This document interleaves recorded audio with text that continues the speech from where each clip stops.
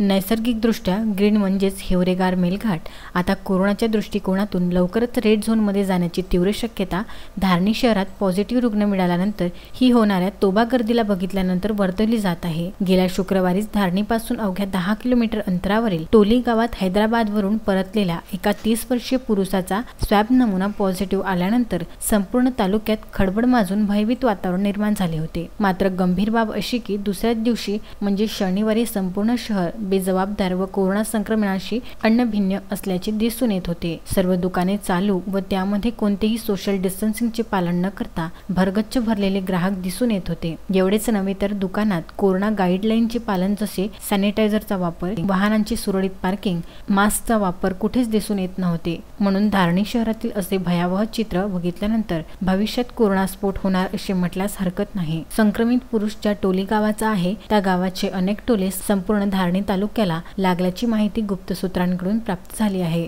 टोली गावात शुक्रवारी साक्षगंधाचा कार्यक्रम होता। यामध्ये तालुक्यातील हरिसाल, तलई कॅम्प, बारू या गावातील लोक सहभागी झाले होते। आता हे लोक अनेक लोकांच्या संपर्कात आल्यानंतर त्यांचे विलगीकरणाची प्रक्रिया स्थानिक प्रशासनाकडून केली जात आहे व ही तालुक्याकरिता गंभीर बाब समजली जात आहे। मोठ्या शहराप्रमाणे धारणी शहरातही आता ऑड इव्हनचे नियम लागू करून गर्दी कमी करण्याची सक्त आवश्यकता आहे असे काही प्रौढ व्यक्तींनी सांगितले असून नगरपंचायत प्रशासनाद्वारे ऑड इव्हन नियम लागू करून त्याबाबत अंमलबजावणी केली तर निश्चित बऱ्याच प्रमाणात शहरातील गर्दी कमी होऊ शकते। आता स्थानिक नगरपंचायत प्रशासन ऑड इव्हन प्रणाली कधीपासून लागू करणार ही पाहण्यायोग्य बाब आहे। तस्मीन शेख, विदर्भ।